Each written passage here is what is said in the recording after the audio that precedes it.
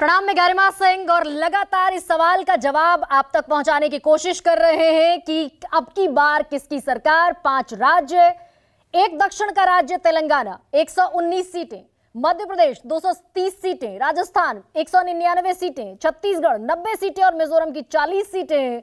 और इस सवाल का जवाब हम आप तक पहुंचा रहे हैं news 24 today's Chanakya state analysis के जरिए, जो एग्जिट पोल हम तक पहुंचा है। सबसे पहले एक बार फिर से हम छत्तीसगढ़, राजस्थान और मध्य प्रदेश की अगर बात करें तो क्या क्या आंकड़ा सामने आया है और कहां का आंकड़ा चौंकाने वाला है। सबसे पहले राजस्थान, जो प्रेडिक्शन है, फोरकास्ट है, वो देख लीजिए। 199 सीटों पर वोटिंग हुई है। 101 सीटें प्लस माइनस 12 कांग्रेस के पास जाती हुई, 89 सीटें प्लस माइनस 12 बीजेपी के पास जाती हुई और अदर्स के खाते में जा रही है मात्र महज 9 सीटें प्लस माइनस 7। तो ये राजस्थान का आंकड़ा है जो इसीलिए चौंका रहा है कि क्या अशोक गहलोत इस दफा रिवाज बदल रहे हैं। देख लीजिए मध्य प्रदेश भी 230 सीटों के साथ मध्य प्रदेश में आंकड़ा 116 बहुमत का, और उससे बहुत आगे भारतीय जनता पार्टी जाती हुई 151 सीटें प्लस माइनस 12। कांग्रेस सिमट गई है, सिमटती हुई 74 सीटों पर प्लस माइनस 12 और अदर्स के खाते में जाती हुई मात्र 5 सीटें, जिसमें समाजवादी पार्टी भी शामिल, जिसमें आम आदमी पार्टी भी शामिल। अलावा इसके छत्तीसगढ़ देख लीजिए फटाफट से, 90 सीटें छत्तीसगढ़ की मेजॉरिटी काउंट करता है 46 पर, और यहां भारतीय जनता पार्टी सिमटती हुई 33 सीटों पर प्लस माइनस 8 और 57 सीटों पर कांग्रेस मेजॉरिटी गेन करती हुई प्लस माइनस 8 और अदर्स के खाते में यहां पर 0 का आंकड़ा। और अभी थोड़ी देर पहले भूपेश बघेल ये कह रहे थे कि ये जो 57 सीटों का आंकड़ा है ये बदल कर हो जाएगा 75। तो क्लियर मैंडेट दिख रहा है इस आंकड़े के मुताबिक। भूपेश बघेल के पास जाता हुआ छत्तीसगढ़ का, मध्य प्रदेश में जाता हुआ शिवराज सिंह चौहान के पास, और बहुत मामूली अंतर से अशोक गहलोत के पास जाता हुआ राजस्थान में। तो सबसे पहले अपने जो मेहमान हैं उनसे मैं परिचय करा दूं। डॉक्टर अजय आलोक जुड़ रहे हैं, प्रवक्ता भारतीय जनता पार्टी मेरे साथ। डॉक्टर अजय उपाध्याय इस पैनल का हिस्सा हैं, प्रवक्ता कांग्रेस। अलावा इसके मेरे साथ राजीव रंजन मेरे सहयोगी जुड़ रहे हैं, और आदिल हसन है प्रवक्ता AIMIM, और सुनील साजन प्रवक्ता समाजवादी पार्टी। सभी का बहुत बहुत स्वागत। और ऐसे में डॉक्टर अजय आलोक, क्या राजस्थान चौंका रहा है? लाल डायरी से लेकर पेपर लीक से लेकर भ्रष्टाचार का मुद्दा, महिलाओं की सुरक्षा का मुद्दा, सब क्या धरे रह गए हैं इस एग्जिट पोल के मुताबिक? What's your first reaction towards Rajasthan? Garima ji, बहुत ही विनम्रता के साथ मैं कहता हूं कि एग्जिट पोल को पूरा सम्मान है जी। सिर्फ आपके एग्जिट पोल को नहीं, बल्कि अभी आज दिन भर में जितने भी शाम से मैं 25 एग्जिट पोल देख चुका हूं, सबका सम्मान है। बहुत जगह हमें हराया जा रहा है, बहुत जगह जिताया जा रहा है, लेकिन मैं व्यक्तिगत तौर पे एग्जिट पोल को नहीं मानता हूं, लेकिन सम्मान सबका करता हूं। तो इसलिए उनकी अपनी सोच है, हमारी अपनी सोच है। देखिए, सैंपल साइज सबका अलग अलग होता है, किसी का 5000, किसी का 8000, कोई जनता पार्टी का मैकेनिज्म है, उसको कहते हैं पन्ना प्रमुख। जो हर बूथ पे बूथ लिस्ट होती है उसमें पन्ना प्रमुख होता है। हम लोग उसकी रिपोर्ट मानते हैं, और उसकी रिपोर्ट के आधार पे मैं आपको आज आश्वस्त करता हूं कि 3 तारीख को आपसे डिबेट करूंगा।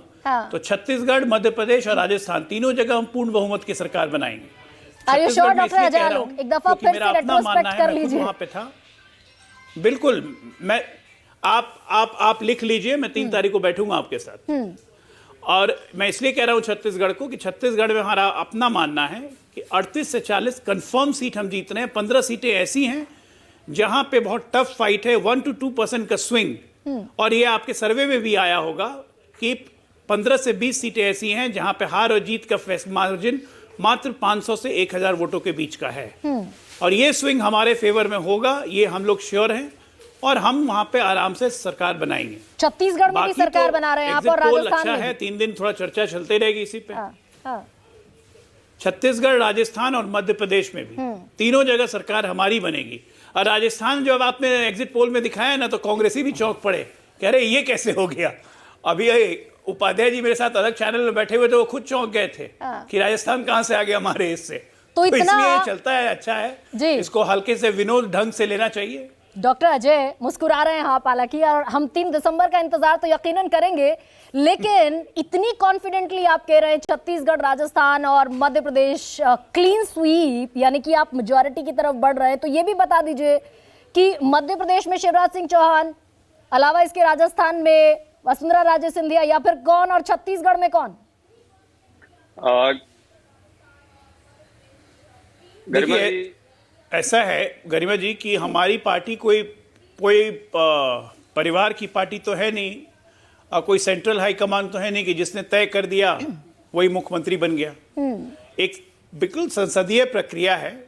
जब चुनाव के रिजल्ट आ जाएंगे, यहाँ पे सेंट्रल पार्लियामेंट्री कमेटी की बैठक होगी, हर राज्य के लिए 2-2 ऑब्जर्वर नियुक्त होंगे, वो दोनों ऑब्जर्वर जाएंगे राज्य में, विधायकों की बैठक करेंगे और विधायक दल का नेता चुन लिया जाएगा और आपको बता दिया जाएगा। यानी कि यहाँ सर्टेनिटी नहीं है। तो होता नहीं। डॉक्टर अजय आलू, शिवराज के नाम पर, वसुंधरा राजे सिंधिया के नाम पर, और इकलौता चेहरा मुझे तो छत्तीसगढ़ में रमन सिंह दिखते हैं, टीएस सिंहदेव भी अगर दौड़ में है, तो यहाँ पर सर्टेनिटी थोड़ी कम है। लेकिन डॉक्टर अजय उपाध्याय भाई, 2018 में मैंडेट मिला था आपको, कमलनाथ ने 15 महीने की सरकार चलाई, और वो पूरा कैंपेन में आपके नजर आया, प्रियंका गांधी से लेकर राहुल गांधी, मल्लिकार्जुन खड़गे, सब ने इस चीज को कि भाई सरकार चुरा ली गई हमारी, ऑपरेशन लोटस चलाया, ज्योतिरादित्य सिंधिया पर भी व्यक्तिगत आक्षेप लगाना पड़ा। उसके बावजूद मध्य प्रदेश में क्यों नहीं चला कांग्रेस का जादू? कहां पीछे रह गए आप?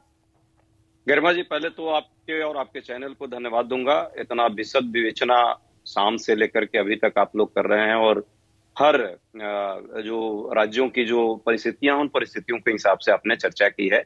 हो सकता है न्यूज 24 टुडे चाणक्य का जो ये एग्जिट पोल है, कभी कहीं मेरे पक्ष में हो सकता है, कभी मेरे विपक्ष में नहीं हो सकता है, कभी विपक्षी साथी के पक्ष में हो सकता है, पर सच्चाई ये है कि चाणक्य का रिपोर्ट हम लोग ज्यादा उन्हें दी है अभी तक, और अभी तक उसका रिपोर्ट बहुत हद तक ठीक भी रहा है। ठीक है, इसीलिए मध्य प्रदेश का बता दीजिए। मैं एकदम उस बात पे आ रहा हूँ। लेकिन ये भी सच है कि कर्नाटका में चाणक्य भी फेल हो गया था, याद देख लीजिएगा आप, और वहां पे वो लाभ नहीं हो पाया था, वो एग्जैक्ट नहीं कोई कर पाया था।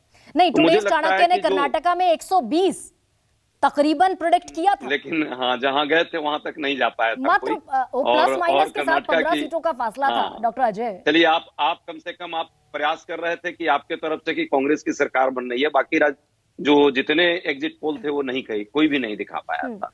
पर चलिए, अच्छा है, आज का जो ओवरऑल रिजल्ट है, ये रिजल्ट बहुत सारे मायने को मैं मानता हूं कि रिफ्लेक्ट कर रहा है।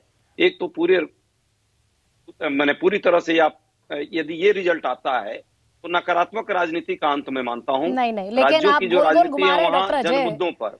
ठीक है, लेकिन इस बात का तो जवाब दीजिए कि मध्य प्रदेश में तमाम प्रश्न का जवाब दूंगा, क्यों सपोर्ट नहीं कर पाए आपको?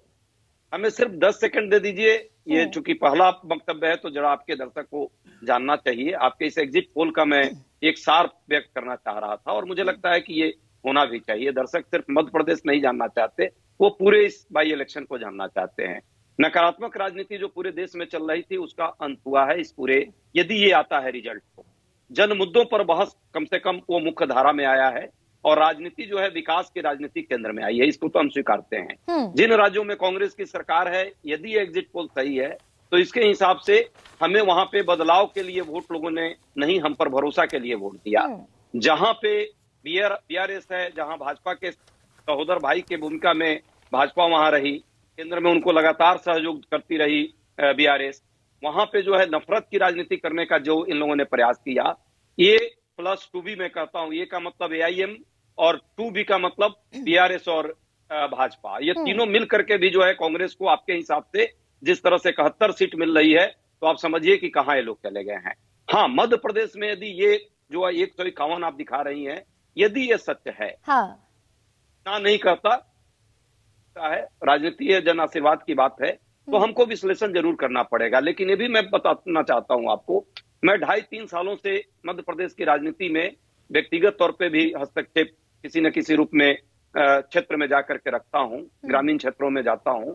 मुझे कतई ये भरोसा नहीं हो पा रहा है, मैं नकार नहीं रहा हूं आपके इस एग्जिट पोल को, लेकिन मुझे खुद ही अविश्वसनीय लग रहा है पूरा। 151 और 74 का जो है आंकड़ा, ये शायद आपका जो ये जो एग्जिट पोल किया है मध्य प्रदेश में, वो बेचारा गलती से कांग्रेस और बीजेपी का आंकड़ा ऊपर नीचे चलिए, लेकिन ठीक है, ये 74 उधर हो लेकिन जाएगा और छत्तीसगढ़ में कहीं गलती की गुंजाइश नहीं आप देख रहे हैं, राजस्थान में गलती की गुंजाइश नहीं देख रहे हैं, मध्य प्रदेश क्योंकि डाउन सिंकिंग है, इसीलिए डॉक्टर अजय उपाध्याय वहां गलती की गुंजाइश आप देख रहे हैं। लेकिन आदिल हसन, मुस्लिम वोट बैंक 13% का मुस्लिम वोट बैंक असदुद्दीन ओवैसी की एक लार्जर देन लाइफ इमेज, खासतौर से तेलंगाना में और खासतौर से हैदराबाद का अगर मैं जिक्र करूं, लेकिन कमोबेश आधे से ज्यादा मुस्लिम वोट बैंक कांग्रेस की तरफ शिफ्ट कर गया।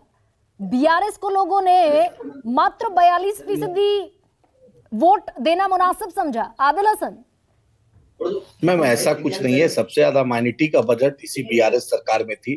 माइनॉरिटी हिंदू मुसलमान सब मिल के रहते, एक भी दंगा 9.5 साल में नहीं हुआ था। तिरमिस की स्कूल बच्चों के लिए खुले थे, दलित बंधु था, कमलेश्वरम प्रोजेक्ट था, इरिगेशन का सबसे बड़ा प्रोजेक्ट था, और सब मिल के रहा था, एक भी कम्युनल दंगा नहीं हुआ था। इनका है ठीक है, कांग्रेस तो आएगी तो फसाद कराएगी, ये कांग्रेस के डीएनए में है। भागलपुर, मेरठ, पलियाना, भिवंडी, सूरत, ऐसा भारत का कोई स्टेट नहीं है जहां कांग्रेस ने कम्युनल क्लैश नहीं कराया। कांग्रेस सॉफ्ट हिंदू तत्व पे मध्य प्रदेश में चली।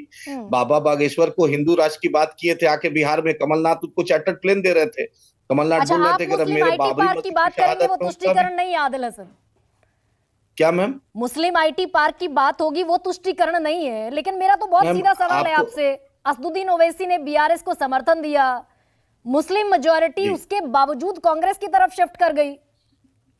मैम जो आप मुस्लिम आईटी पार्क की बात कर, जो मुस्लिम आईटी पार्क की आप बात करें, वो वक्फ की लैंड है, वो 50 एकड़ अकबर ओवैसी साहब के चलते दिया गया, और वो आईटी पार्क में सब नौकरी में रहेंगे, सिर्फ मुस्लिम नहीं रहेंगे, क्योंकि वो वक्फ की जमीन थी, और उसकी बड़ी एक जमीन एयरपोर्ट के लिए और दूसरे आईटी एरियाज के लिए सरकार को हमने दिया था, वक्फ के लोगों से दिलवाया था। इसलिए एक हक है, सिंबॉलिक होता है, क्योंकि सबसे बड़ा सेक्रेटेरिएट बना तो बैरिस्टर असदुद्दीन ओवैसी साहब ने कहा कि बाबा साहब अम्बेडकर के नाम पर वो सेक्रेटेरिएट रखा जाए। सबसे बड़ा बाबा साहब अम्बेडकर की स्टैच्यू बनी है तेलंगाना में, तो सिंबॉलिक होता है ना, एक कम्युनिटी को इजाज बख्शा जाता है, इज्जत दी जाती है।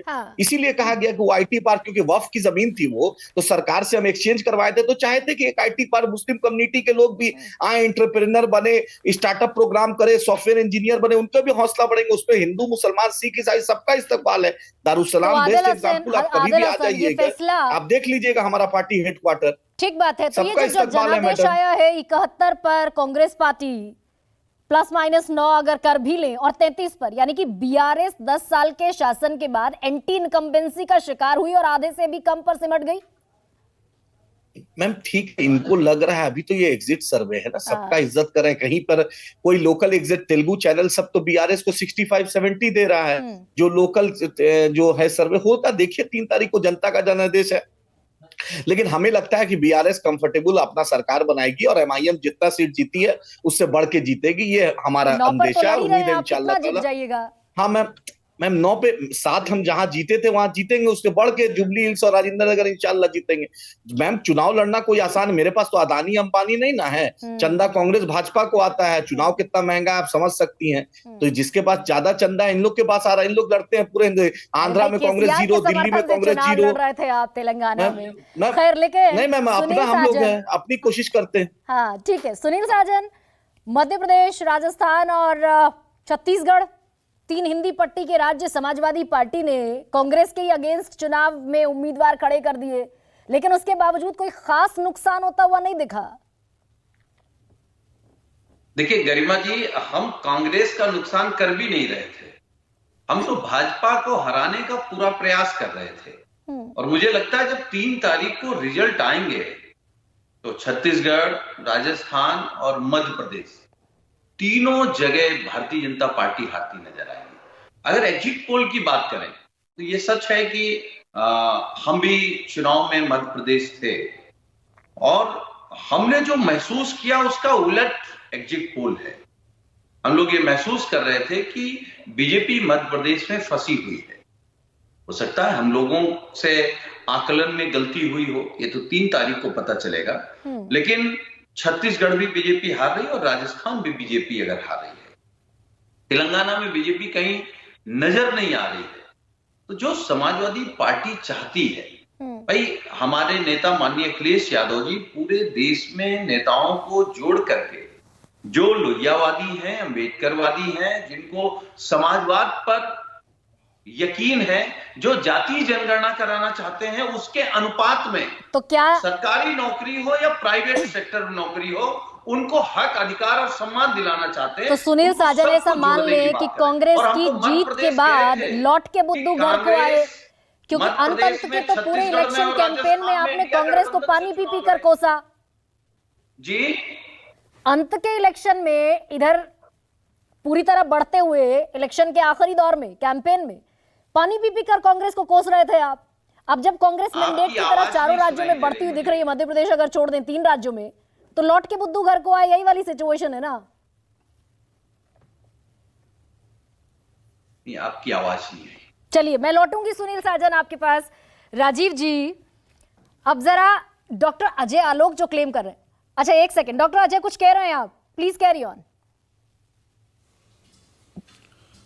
मैं कह रहा हूं कि समाजवादी पार्टी के प्रवक्ता भी कह रहे थे कि मुझे समझ में नहीं आ रहा है मध्य प्रदेश में कैसे हो गया। तो उनको तो तभी समझ में नहीं आ रहा था जब उत्तर प्रदेश का चुनाव चल रहा था। 400 सीट जीतने की बात करते थे, 125 पे आके रुक गए। जब उत्तर प्रदेश में समझ ही भी नहीं आया तो मध्य प्रदेश में कहां से समझ में आएगा।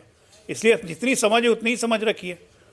तो डॉक्टर अजय आलोक ठीक है, छत्तीसगढ़ भी आपका, राजस्थान भी आपका और मध्य प्रदेश भी आपका। राजीव जी, डॉक्टर अजय जो क्लेम कर रहे हैं आपके हिसाब से वो कितना पॉसिबल है और कितना इम्पॉसिबल? देखिए, वो ओम प्रकाश राजभर है ना, हाँ। तो उत्तर प्रदेश चुनाव के नतीजों के पहले वो गाना गाते थे, चल सन्यासी मंदिर में। जब नतीजा आ गया और योगी आदित्यनाथ बम्पर बहुमत से जीते तो लोगों ने, और मैंने भी उनसे पूछा, तो उन्होंने कहा कि क्या करें, तो चुनाव से पहले कह दे कि हार रहे थे। हम तो जान रहे थे कि हार रहे थे, लेकिन हम ये कहते क्योंकि हम चुनाव में जा रहे थे। जी, हाँ। तो ये पार्टियों के प्रवक्ता और नेता 3 तारीख तक यही कहते रहेंगे, और 3 बजे के बाद कहेंगे कि जनता का जो मैंडेट है उसको हम सिर माथे लगाते हैं और हम अगली बार फिर मेहनत करते हैं। तो ये तो है, कहेंगे। अजय आलोक जी मध्य प्रदेश के हमारे एग्जिट पोल पे कोई सवाल नहीं उठाएंगे, राजस्थान पर और छत्तीसगढ़ में कहेंगे कि आप देखिएगा नतीजा क्या होगा। अजय उपाध्याय जी मध्य प्रदेश पर चौंकेंगे। तो ये होता रहता है, एग्जिट पोल में हमेशा ऐसा होता है, ये एग्जैक्ट पोल है भी नहीं। लेकिन 1, 2, 3 चीजें इस इलेक्शन से अगर एग्जिट पोल की ही तरह नतीजे आते तो पता चलता, जैसे मैंने इसके पहले वाले बुलेटिन में कहा कि देश जो है वो 2 ध्रुवी राजनीति की तरफ जा रहा है। अब इसमें तीसरी शक्ति की कोई बहुत ज्यादा दिखाई नहीं दे रही। इससे हमारे जैसे जो पॉलिटिकल रिपोर्टर्स और चुनाव और इलेक्शंस की बात करते हैं, तो अगले 6-8 महीने तक हमारे पास काम है। देश के लोगों को इंटरेस्ट रहेगा और प्रधानमंत्री नरेंद्र मोदी और भारतीय जनता पार्टी जो अपराजय स्थिति में लगती रहती है, इन राज्यों में अगर इस तरह के भी नतीजे आते हैं तो आप देखिए मध्य प्रदेश में भी number 1, number 2 BJP Congress, Rajasthan में भी नंबर 1, नंबर 2 और छत्तीसगढ़ में भी नंबर, किसी की सरकार बने मैं नहीं कहता। 2 जगह तो नजदीकी मुकाबला दिखता है। मध्य प्रदेश में मुझे नजदीकी दिखता है चाणक्य, चाहे जो कह रहा है, और अभी जो कह रहा है हम उसको मानते हैं, क्योंकि मैं तो अकेला आदमी हूं, वो तो पूरी एजेंसी है। तो 3 स्टेट ऐसे हो गए। चौथे स्टेट में जो बीआरएस की बात जो हो रही है, कांग्रेस पार्टी आश्चर्यजनक तौर पर, मैं कहता हूं आश्चर्यजनक तौर पर मैंडेट हासिल कर कांग्रेस ने तेलंगाना में अपना प्रदर्शन किया है और वो सरकार बनाने के हो सकता है बहुमत जितना आ रहा है उतना ना आए, हो सकता है बहुमत से कम भी हो, लेकिन उसका जो ग्राफ है वो बहुत आश्चर्य, क्योंकि आप 2 साल पहले जो ग्रेटर हैदराबाद म्युनिसिपल कॉर्पोरेशन के चुनाव हुए थे, आप देखिए बीजेपी से भी नीचे थे आप। नहीं, बीजेपी तो 48 सीटें जीत कर आई, 44 सीटें थी उनको, क्या नाम है, MIM को, और बीजेपी को 48 थी, 55 थी बीआरएस को, कांग्रेस कहीं नहीं थी।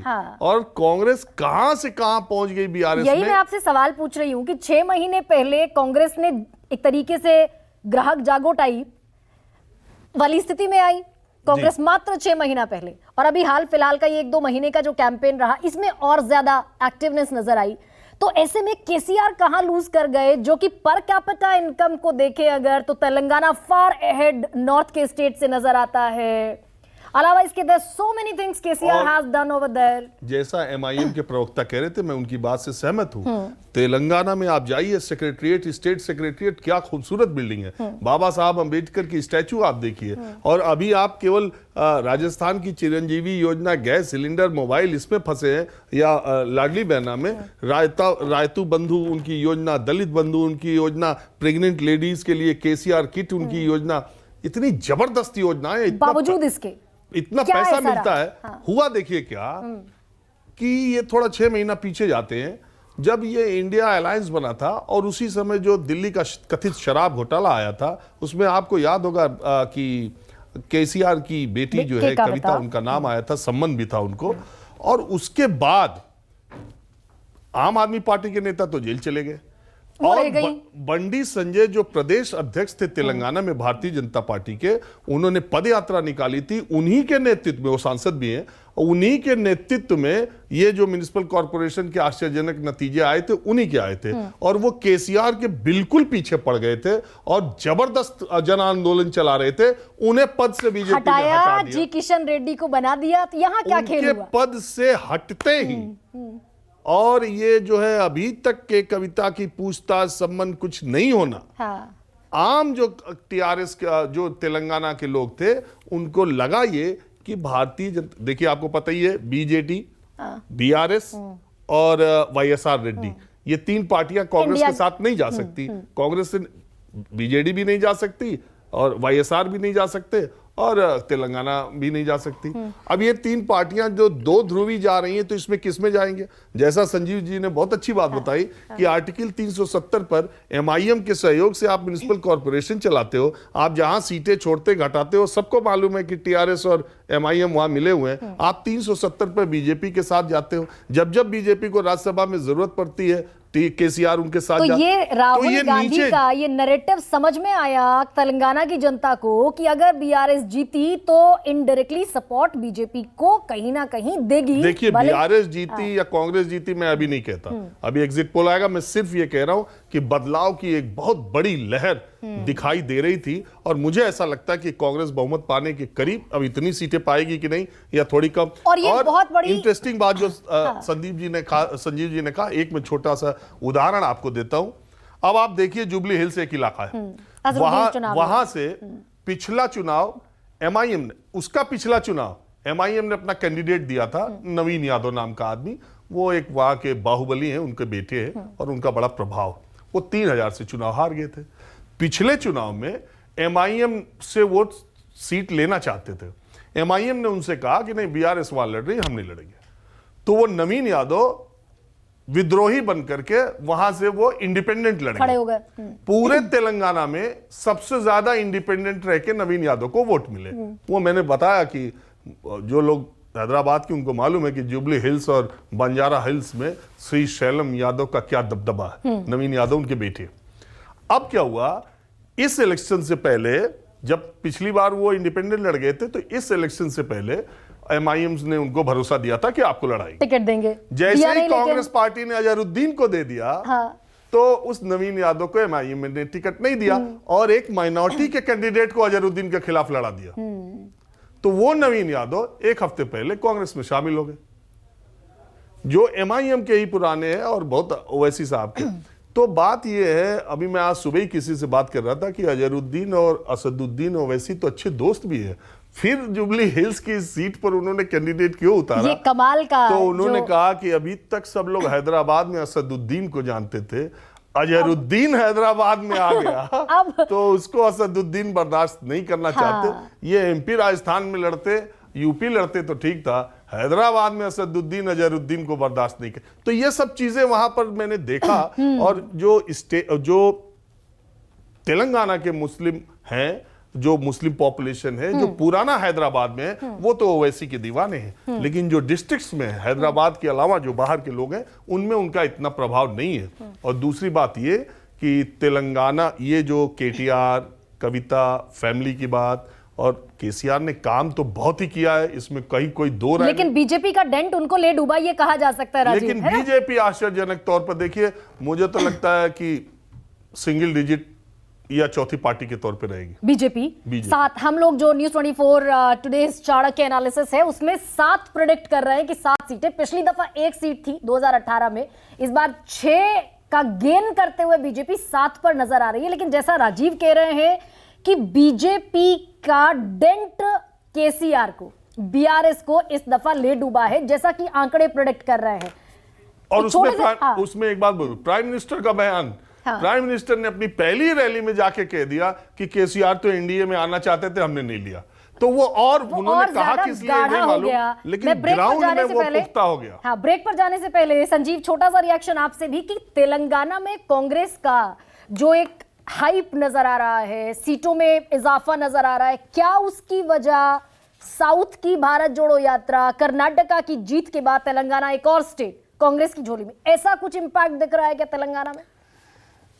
देखिए, भारत जोड़ो यात्रा का एक इम्पैक्ट हर उस राज्य में दिखा है जहां से ये यात्रा गुजरी थी, और वो इम्पैक्ट कर्नाटक और हिमाचल प्रदेश के चुनाव में भी दिखा था। हालांकि हिमाचल प्रदेश जा नहीं पाए थे, फिर भी उस दौर में चुनाव हो रहे थे।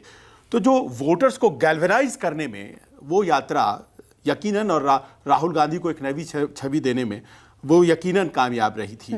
पर रहा सवाल यहाँ पर कि आप तेलंगाना के बारे में अभी फिलहाल बात कर रही हैं। देखिए, 4 सीटें भारतीय जनता पार्टी को लोकसभा में आई थी और 19% वोट आए थे वहां पर। उसके बाद हम बात कर रहे हैं आज की तारीख में कि डबल डिजिट में नहीं जा पाएगी भारतीय जनता पार्टी। देखिए, इलेक्शंस अमूमन राज्यों में खासतौर पर 2 हॉर्स रेस हो गई हैं, और ये जो 2 हॉर्स रेस का मतलब ये होता है कि या तो विजेता या उसके सामने जो चैलेंजर खड़ा है उसी को वोट दिया जा रहा है। आप ब्रेक के बाद इस पर बात कर सकती हैं, लेकिन वहां यही हुआ। संजीव, मैं लौटूंगी इसी मुद्दे पर, मैं लौटूंगी कि क्या वाकई इस दफा के जो इलेक्शन है विधानसभा चुनाव, क्योंकि मुख्तलिफ होता है लोकसभा चुनाव से, लेकिन अब सीधे जंप करना है लोकसभा चुनाव में, इसके बीच कहीं किसी राज्य का चुनाव नहीं है। तो ये 5 राज्य, क्या वो कॉरिडोर भी दिखाते हैं, वहां की दिशा भी दिखा रहे हैं क्या? तो लगातार news 24 today's Chanakya state analysis, और क्या ये स्टेट एनालिसिस 2024 के लिए भी कुछ कहता है? लेकिन 3 हिंदी पट्टी के राज्य तेलंगाना और मिजोरम को अगर कुछ देर के लिए थोड़ा साइड रख दें, तो 3 हिंदी पट्टी के राज्य जहां पर मध्य प्रदेश में बीजेपी एज लेती हुई, और वो भी क्लियर एज लेती हुई नजर आ रही है। 151 सीटें शिवराज सिंह चौहान जीत रहे हैं, जबकि कैंपेन जो चला वो चला कि मध्य प्रदेश के मन में, एमपी के मन में मोदी, इधर अशोक गहलोत बिल्कुल उम्मीद से परे रिवाज बदलते हुए नजर आ रहे हैं, और छत्तीसगढ़ में भूपेश बघेल। लेकिन संजीव, मैं आपके पास इसीलिए आना चाहती हूं कि चेहरों का जो संकट था भारतीय जनता पार्टी का, अब मध्य प्रदेश में क्या शिवराज सिंह चौहान मुख्यमंत्री होंगे, या फिर जितने ऊंट और जितने घोड़े सब दौड़ा दिए गए, किसी और पर दांव खेलेगी भारतीय जनता पार्टी? इस सिचुएशन में होगी इस क्लियर मैंडेट के बाद। देखिए, आपने खुद इन नतीजों को लोकसभा चुनाव से जोड़ दिया है, और आपने देखा है कि ये जो चुनावी नतीजे हैं दरअसल उन व्यक्तियों की वजह से ज्यादा आ रहे हैं सामने, जो एग्जिट पोल के रुझान हैं, जो लीड कर रहे हैं उन राज्यों में। खासतौर पर आप देखिए, अगर राजस्थान की हम बात करें तो राजस्थान में किस तरह से अपने आसपास कैंपेन को कर लिया गया अशोक गहलोत के द्वारा। आखिरी के वक्त में किस तरह से लाडली बहना को लेकर के शिवराज सिंह चौहान ने बड़े करीने से कैंपेन को अपने आसपास कर लिया, और ख़ासतौर पर महिलाओं का विश्वास जीतने में वो सफल रहे। या भूपेश बघेल ने जिस तरह से, बावजूद इसके कि महादेव ऐप और तमाम बातें हुई, लेकिन जिस तरह की गारंटीज़ उन्होंने दी, तो ये ऐसा लग रहा है कि आपको आला कमान को नेतृत्व परिवर्तन करने में बड़ी मुश्किल आएगी, किसी भी पार्टी की आप बात कर लें। पहली बात तो ये है।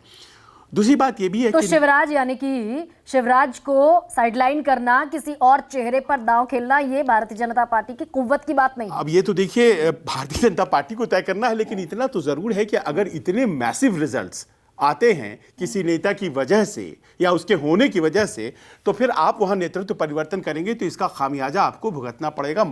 वहां पर 4 महीने या 5 महीने बाद लोकसभा चुनाव भी होने हैं, बाकी के राज्यों की तरह। लेकिन संजीव, यही बात तो कही जा रही थी जब अभी 23 के भी रण में उतरी भारतीय जनता पार्टी, तो यही कहा गया कि शिवराज सिंह चौहान को, वसुंधरा राजे सिंधिया को, इनको साइडलाइन करना डेंट करेगा पार्टी को। लेकिन मध्य प्रदेश में वो दलील काम नहीं आ रही है। आप कर्नाटक का उदाहरण लीजिए, आप थोड़ा पहले जाइए, और यही कही गई थी बात येदियुरप्पा जी के लिए भी। और अंत में येदियुरप्पा के बेटे को प्रदेश अध्यक्ष बनाना पड़ा ना, क्योंकि एक रियलाइजेशन हुआ वहां पर कि जो एस्टैब्लिश्ड छत्रप है उसके बगैर शायद काम नहीं चलेगा। और इसी कारण से, इसी रियलाइजेशन के तहत आपने पाया कि आखिरी के दिनों में राजस्थान में भी वसुंधरा जी को जितना सम्मान देने की कोशिश की गई, उसके भी अपने राजनीतिक मायने थे। और बावजूद इसके कि शिवराज जी को आपने बहुत घोषित तरीके से नहीं कहा कि ये हमारे उम्मीदवार हैं, लेकिन प्रधानमंत्री ने तो कई मौकों पर उनका नाम लिया और एक संदेश देने की कोशिश भी की गई, क्योंकि उनसे बेहतर चेहरा दिखा नहीं। अब रहा सवाल, देखिए, लोकसभा चुनाव का। गरिमा, 83 सीटें आती हैं इन राज्यों से, और 83 सीट्स में मोस्ट ऑफ द सीट्स में भारतीय जनता पार्टी है। 25 की 25 सीटें राजस्थान में, 29 में से 28, मध्य प्रदेश, राजस्थान में 25 में से 25, और दूसरी बात यह भी है कि आप देखिए, साउथ अगर आप चलती हैं तो भारतीय जनता पार्टी के लिए बड़ा क्रूशियल है। कर्नाटक और तेलंगाना दोनों 29 सीट्स आती हैं वहां से भारतीय जनता पार्टी के लिए। अब जबकि एक एक सीट की लड़ाई होने जा रही है, तो ऐसे में जाहिर है कि ये जो नए तरह की राजनीति आई है, ट्रांजैक्शनल पॉलिटिक्स, जिसमें कि जनता को जो आप देंगे तो जनता आपको वोट देगी, करप्शन, गवर्नेंस सब साइड हो जाएगा, एकदम साइड हो जाती है। अगर आप हमें लाडली बहना के तहत वोट, आप हमें पैसे देंगे तो हम आपको वोट देंगे, और वो शिवराज जी ने कर दिखाया। शिवराज ने कर दिखाया। यहीं पर डॉक्टर अजय आलोक, क्या सुई घूम जाती है क्या भारतीय जनता पार्टी की तरफ कि एमपी के मन में तो मोदी था? तो अब doctor Ajay Alok, would you be able to comment on that कि मध्य प्रदेश ने शिवराज सिंह चौहान को जिताया या फिर प्रधानमंत्री नरेंद्र मोदी के नाम पर मैंडेट मिला?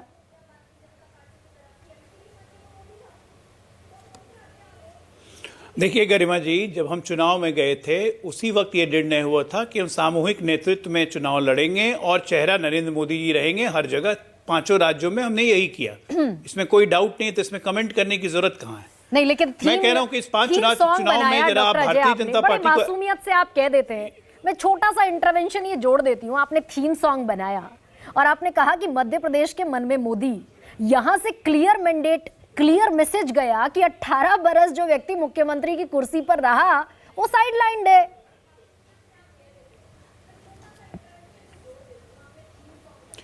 इसको आप संदेश समझिए, चाहे इसको जो समझिए।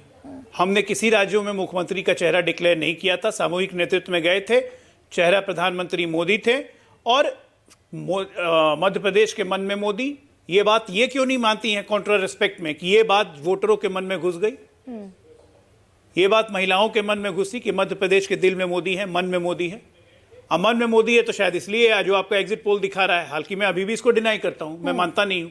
अभी जैसे कह रहे थे राजीव जी कि एग्जिट पोल जो अच्छा लगेगा उसको एक्सेप्ट कर लेंगे, नहीं अच्छा लगेगा तो नहीं।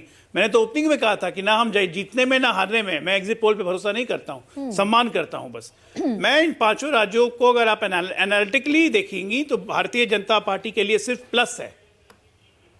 आप ये देखिए कि पिछले बार हम तेलंगाना में 1 सीट जीते थे विधानसभा की, तो हमारी लोकसभा की 4 आई। लोकसभा में हमारा मत प्रतिशत बढ़ के 19.5% पहुंच गया। ठीक है, लोकसभा चुनाव के प्रोस्पेक्टिव अलग होते हैं। इस बार आप हमें 7 ± 5 दे रही हैं, मतलब 2 या 12, इसके बीच में हम कहीं रहेंगे, तो हमारी सीटें बढ़ी हैं। अब उसके अनुपात में 13.5%। लेकिन आपने तेलंगाना में, लेकिन डॉक्टर अजय आलोक, सिर्फ सीटें बढ़ाने की, 5 सीटें बढ़ाने की लड़ाई या 6 सीटें बढ़ाने की लड़ाई तो लड़ नहीं रही थी भारतीय जनता पार्टी, वहां तो क्लियर मैंडेट के लिए लड़ रही थी ना? बिल्कुल नहीं, बिल्कुल हम जाते हैं क्लियर मैंडेट के लिए, और हम तेलंगाना में हम खुश हैं कि हमारा जो भी परफॉर्मेंस होगा वो हमें कंसोलिडेट करेगा। ग्रेटर हैदराबाद की म्युनिसिपैलिटी सीट हमने 44 सीटें जीती थी, तो हमारे कंसोलिडेशन हुआ था, और कंसोलिडेशन चुनाव लड़ के ही होता है, घर में बैठ के नहीं होता है। अच्छा, साउथ से क्यों खारिज है भारतीय जनता पार्टी? ये अगर आप मुझे बता पाए डॉक्टर अजय। कहां खारिज है भाई, कहां खारिज है साउथ से? कर्नाटका में हम इतनी बार सरकार बना चुके हैं, मुख्य विपक्षी दल हम हैं, साउथ से खारिज कहां हो? इस समय 29 में से 28 सीटें कर्नाटका में लोकसभा की पिछली बार हमने जीती। आप कह रहे हैं खारिज हैं? तेलंगाना में हमारी भाई तेलंगाना में हमारी 4 लोकसभा की सीटें हैं, आप कहते हैं खारिज हो गए। आप अभी लोकसभा इस बार आने दीजिए, आप देखिएगा कि हम तमिलनाडु से भी जीतेंगे, हम केरला में भी जीतेंगे। अच्छा, आज हम वैसी पार्टी हैं जो 24/7 लगे रहते हैं अपने रूट्स को फैलाने के लिए, बढ़ाने के लिए। कोई दो मत नहीं है। हम चुनाव जीतने के बाद हॉलिडे पे कहीं थाईलैंड या इटली विटली नहीं जाते हैं। हमारे लिए प्लस ये है कि हर राज्यों में हमारी सीटें बढ़ी हैं, हमारा मत प्रतिशत बढ़ा है, और 3 तारीख को इसकी पुष्टि होगी कि भारतीय जनता पार्टी, चाहे वो मिजोरम हो चाहे वो तेलंगाना हो, वहां पे बढ़ी। अब बाकी 3 राज्यों में तो खैर हम बहुमत के साथ सरकार बनाएंगे। तो डॉक्टर अजय आलोक के बाद डॉक्टर अजय उपाध्याय, क्या ये संकट का सबब है? क्या डॉक्टर अजय आलोक जो क्लेम कर रहे हैं वो खारिज कर रहे हैं राजस्थान में भी आपकी विक्ट्री को और छत्तीसगढ़ में भी आपकी विक्ट्री को? देखिए, डॉक्टर साहब का अपना पर्सपेक्टिव है, मैं उनके मत का भी सम्मान करता हूं। 3 तारीख को जनता सबसे बड़ी मालिक होती है और देखिएगा रिजल्ट क्या होगा, ये सच्चाई है। हाँ, ये जरूर है, अभी विश्लेषण के दौरान अभी संजीव भाई ने भी बात रखी और आपके इससे पहले राजीव जी ने रखी थी। इस पूरे रिजल्ट को, यदि तेलंगाना, मध्य प्रदेश, छत्तीसगढ़, सब जगह जहां जहां भी ये रिजल्ट हुआ है, इसके पृष्ठभूमि को सही से आकलन और समझना है तो हमको भारत जोड़ो यात्रा के परिप्रेक्ष्य को समझना होगा। उस यात्रा के दौरान जिस तरह से हमने एक आंदोलन के तौर पे सड़कों पर आंदोलन चलाने का प्रयास किया और भाजपा के केंद्र सरकार की कुनीतियों को जनता के बीच समझने और देखने और लोगों को जागरूक करने का काम किया, मुझे लगता है उसका नतीजा, ये सबसे बड़ा नतीजा होगा 3 तारीख को।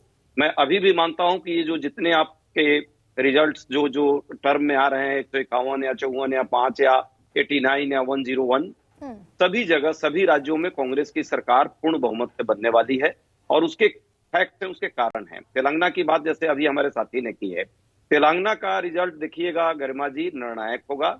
कन्याकुमारी से कश्मीर और कच्छ से कोहिमा तक इसके दूरगामी परिणाम होंगे और 2024 में इसके मायने होंगे। हाँ, अभी मैं आने वाली थी 2024 पर। तो क्या 2024 में डॉक्टर अजय, क्या 2024 में वो जो कह रहे थे भाई कांग्रेस जो है बिग ब्रदरहुड की भूमिका में होगी, देने की स्थिति में होगी ना कि लेने की स्थिति में, तो अगर ये राजस्थान की जीत, तेलंगाना की जीत, छत्तीसगढ़ की जीत, मैं मध्य प्रदेश की अभी बात नहीं कर रही हूं, क्या इसके बाद इंडिया गठबंधन में आपकी बाइंग कैपेसिटी और ज्यादा बढ़ेगी क्या, और बाकी दल इसको स्वीकार कर पाएंगे क्या? पारस्परिक संबंधों पर, एक दूसरे के सम्मान पर ये इंडिया गठबंधन बनाया है। हमने खरीद बिक्री वाले कंसेप्ट में न हम लोग जीते हैं, वो भाजपा जीती है, खरीद बिक्री करती रहती है, लोकतंत्र को खरीदने बेचने का काम, और इस बार जनता उसका दर्पण भी दिखाएगी। लेकिन एक बात जरूर है, 2024 में ये जो रिजल्ट आएंगे, जो एक कहावत नहीं है कि बकरे की अम्मा कब तक खैर मनाएगी, तो देखिएगा 2024 में ये रिजल्ट जो है, ये 2024 का भी रिजल्ट दिखा रहा है। तो क्या सुनील साजन ने आपके लिए भी बड़ी चुनौती हो जाएगी क्या? आप कह रहे थे भाई हम तो देने वाले लोग हैं, आपने कहा, अखिलेश यादव ने कहा हम तो देने वाले लोग हैं, लेने वाले लोग नहीं है। तो कांग्रेस अगर जीत जाती है ये 3 राज्य और मध्य प्रदेश अभी डाइसी फंसा हुआ है। अखिलेश यादव जी ने जो बयान दिया वो उत्तर प्रदेश को लेकर के दिया। अगर इन 5 के 5 राज्यों में कांग्रेस सरकार बना ले तो क्या कांग्रेस उत्तर प्रदेश में समाजवादी पार्टी को देगी क्या? समाजवादी पार्टी ही कांग्रेस को देगी। और अभी मैं बीजेपी के आलोक जी को सुन रहा था। आलोक जी बहुत बुद्धिजीवी व्यक्ति, उन्होंने कम से कम इस बात को स्वीकार किया, अगर हम इसी एग्जिट पोल को रिजल्ट मान लें तो मध्य प्रदेश के मन में तो मोदी जी हैं, लेकिन छत्तीसगढ़ के मन से निकल गए, राजस्थान के मन से निकल गए, तेलंगाना के मन से निकल गए। इसका मतलब 2024 में भारत के मन से मोदी जी निकल जाएंगे, यही संदेश है। और इस संदेश को भारतीय जनता पार्टी अभी स्वीकार कर ले या 24 में स्वीकार कर ले। डॉक्टर अजय आलोक, क्या ये आपके लिए भी आई ओपनर के जैसा है क्या, सुनील साजन जो कह रहे हैं? गरिमा जी, जो इतिहास से सबक नहीं सीखते हैं वो उनका वर्तमान खराब होता है, भविष्य की कोई सीमाएं नहीं होती कि भविष्य क्या होगा। अगर इतिहास याद रखते तो अभी तो हमारे लिए टोटल गेन है साहब। हम तो 5-0 थे 2018 में, 5 राज्य हम हार गए थे और 4 महीने के बाद क्या हुआ, 5 राज्य को क्लीन स्वीप किया हमने। तेलंगाना में 4 सीट, राजस्थान में क्लीन स्वीप, मध्य प्रदेश में 1 सीट गई थी बस। ये थे राज्य के परिणाम। तो लोकसभा राज्यसभा एक साथ तो होते नहीं है, नंबर 1, और मुद्दे भी एक नहीं होते हैं। लेकिन क्या उसको कंपेयर कीजिएगा तो ये आपकी इच्छा है। बिल्कुल हमारे लिए तो गेन ही है विधानसभा चुनाव। अगर मान लीजिए, अगर आपके सर्वे को मान लें सही गरिमा जी, तो पिछली बार हम 5-0 थे, मध्य प्रदेश आ गया ना, Absolutely. कंफर्टेबल मेजॉरिटी से हमारा तो गेन ही बहुत हुआ। बढ़िया प्रदर्शन किया। एक मिनट, लेकिन हमें ये एक तो सीट स्वीकार थे, कर लीजिए कि इकलौता मध्य प्रदेश आपकी झोली में है तेलंगाना इस में, समय 7 आ गए। इकलौता मध्य प्रदेश आपकी झोली में। ये आपके सर्वे के अनुसार, मैं आपके सर्वे के अनुसार, बिल्कुल मैं आपके सर्वे के अनुसार ही कह रहा हूं कि हमारा फायदा कहां हुआ है। आप हमें गिरे पड़े हिसाब से भी छत्तीसगढ़ में 33 सीट दे रही हैं, पिछले बार हम 15 सीट थे, हमारा फायदा हुआ कि नुकसान? राजस्थान में आप हमें फिर से 20 सीट बढ़ा के ही दे रही हैं, 89 दे रही हैं, तब भी हमारे 20 सीट बढ़ रहे हैं, हमारा फायदा हुआ कि नुकसान? मध्य प्रदेश में हमारी सरकार बन रही है, हमारा फायदा हुआ कि नुकसान? तेलंगाना में हम 1 से 7 बड़ा मजेदार कॉन्सेप्ट डॉक्टर अजय, बड़ी कन्वीनियंटली स्विफ्टली शिफ्ट कर गए आप। हम तो सारा हारे हुए थे भाई। सीटों के फायदे के लिए लड़ रहे थे क्या चुनाव? डॉक्टर अजय यादव, क्या बात कर रहे हैं आप? ये 10-12 सीटें जो घटबढ़ रही है, इसके लिए तो आज भी कह रहे हैं कि हम तीनों राज्यों में, हाँ। हम तो आज भी, एक मिनट, मैं आपके सर्वे के अनुसार कह रहा हूं गरिमा जी, नहीं तो मैंने सबसे पहले ही कहा है कि इन तीनों राज्यों में हम सरकार बनाने जा रहे हैं। 3 तारीख को आपके साथ डिबेट करूंगा, आज फिर आप मेरी बात याद कीजिएगा, बोलिएगा कि आप सही थे। I'll be awaiting for you. I'll be truly awaiting for you, sir, on 3rd December, जिसमें प्रधानमंत्री नरेंद्र मोदी कह रहे हैं कि 3 दिसंबर कांग्रेस छूमंतर। आप भी यही बात कह रहे हैं। आदिल हसन, पूछिए, अगर मोदी जी जो 5 राज्य में हारेंगे तब क्रेडिट किसको जाएगा? जेपी नड्डा साहब को जाएगा, अमित शाह जी को जाएगा, कि वहां के प्रदेश अध्यक्ष को जाएगा? ये भी अजय आलोक साहब से पूछ लीजिए। इतना ज्यादा तेलंगाना में प्रचार किए थे, 10 सीट भी नहीं जीत पा रहे हैं। 4 एमपी हैं, 4 एमपी के हिसाब से 24 सीट होता है। बाई इलेक्शन में जीते थे, वो भी केसीआर के जो एटिला राजेंद्र है उसी के एमएलए के भरोसे जीते थे। जहां पर 48 जीएचएमसी में जीते थे, वहां पर ये 5 सीट भी एमएलए नहीं जीत पाते रहे। कहां गया वो मोदी करिश्मा? कोई जनता जान गई है कि सब जगह अब हार रहे हैं, क्योंकि महंगाई, भ्रष्टाचार और इनका अदानी अंबानी प्रेम पूरा दुनिया जान रहा है। लेकिन आदिल हसन एक और बात बताइए ना, आदिल हसन एक और बात ये बताइए कि असदुद्दीन ओवैसी का सिक्का चलता है तेलंगाना हैदराबाद में, मात्र 9 सीटों पर आप उम्मीदवार खड़े करने का दम भर पाए, मात्र 9 सीटें। मैम यही पिछली बार हम 8 सीट लड़े थे, इस बार 9 सीट लड़े। आपको तो पहले ही बतला दिया, अदानी अंबानी का चंदा नहीं आ रहा है, वो हम लोग पर मेहरबान नहीं है। चुनाव कितना महंगा है जान रहे हैं, 24 घंटा लाइव और बड़ा बड़ा अखबार में मोदी जी का फोटो आता है। 5,000 करोड़ से ऊपर मोदी जी स्टेट्स में लड़ लेते हैं भाई। आदिल हसन, क्या बात कर रहे हैं आप? बिहार में लड़ लेते हैं इससे ज्यादा। वजह है मैम, उसकी वजह है, जब son of Paswan, son of Kurmi, son of query, son of Yadav, son of Malla, son of Manjhi राजनीति नॉर्थ इंडिया में कर सकता है, उसी तरह सन ऑफ मुसलमान भी कर सकता है। इन लोग, जब राजस्थान में सिर्फ 290 करोड़ माइनॉरिटी बजट है, तेलंगाना में 2200 करोड़ बजट है, बिहार में सिर्फ 670 करोड़ बजट है, वहां 2.25 करोड़ मुसलमानों की आबादी है। एएमयू किशनगंज को नीतीश जी, भाजपा दोनों ने 1 रुपया नहीं दिया। सीमांचल की बाढ़ की तबाही पर कोई ध्यान नहीं देता है। उत्तर प्रदेश पे मुसलमानों के मुद्दे पर अखिलेश यादव चू से चा नहीं करते हैं। मतलब बिहार में ज्यादा लड़ लेंगे आप, बिहार में ज्यादा सीटों पर लड़ लेंगे, अपने होम स्टेट पर, अपने होम टर्फ पर नहीं लड़ पाइएगा। खैर, लेकिन संजीव त्रिवेदी, बहुत छोटा सा रिमार्क मैं अब आपसे चाहती हूँ कि 5 राज्य, नतीजे तकरीबन सामने, और पिछले बहुत सारे एक्सपीरियंसेस ऐसे कि जिस एग्जिट पोल को हम प्रेजेंट करते हैं वो तकरीबन एग्जैक्ट पोल होता है, +-3 अगर हटा दें। क्या संदेश? देखिए, बड़ा सिंपल संदेश है। पहला तो ये है कि इन नतीजों के बाद अगर कांग्रेस पार्टी की जो स्ट्रेंथ है इन टर्म्स ऑफ इंडिया गठबंधन के साथ, जो उसका एक संबंध है, जो हाल के दिनों में थोड़ा सा धूमिल सा हो गया है, वो मजबूत होगा। कल मैं एक बुक रिलीज फंक्शन में था, खड़गे साहब के जीवन के ऊपर लिखी गई थी, तो उसमें मैंने देखा जितने भी वक्ता थे, सीताराम येचुरी और मनोज झा, दूसरे दलों के, सब कह रहे थे कि बीती ताही बिसारी है और आगे हम अब इंडिया गठबंधन को मजबूत करेंगे। तो इसमें एक नेतृत्व क्षमता जो है कांग्रेस की और ज्यादा एम्बोल्डन होती है। और दूसरी बात ये बहुत स्पष्ट है, एक संदेश कि देखिए, भारत में अब केवल 2 हॉर्स रेस जो मैं कह रहा था, 2 बड़े दल, हाँ, अब उन्हीं को वोट मिलेगा और कोई जाकर के फिडल करने की कोशिश करता है। और संजीव, ये बात हम तकरीबन 4 महीने से, जब से इंडिया गठबंधन बना 23 जून को पटना में, तब से ये बात कही जा रही है कि जनता अब किसी भी अनसर्टेनिटी में नहीं जाएगी। इधर कांग्रेस और बीजेपी, यानी कि बायपोलर होती हुई देश की राजनीति, क्षेत्रीय दल या तो बीजेपी के साथ रहेंगे या फिर कांग्रेस के साथ रहेंगे। यह स्थिति 2024 की यहां से बनती हुई नजर आ रही है। तो कुल मिलाकर news 24 today's Chanakya state analysis 5 राज्य, इंतजार 3 दिसंबर का। 3 दिसंबर कांग्रेस छूमंतर। क्या प्रधानमंत्री नरेंद्र मोदी का यह प्रेडिक्शन या फिर कुछ और बहुत चौंकाने वाले नतीजे सामने होंगे और यहां से 2024 का क्या कॉरिडोर दिखना शुरू होगा? फिलहाल मेरे साथ इतना ही, इजाजत दीजिए, प्रणाम।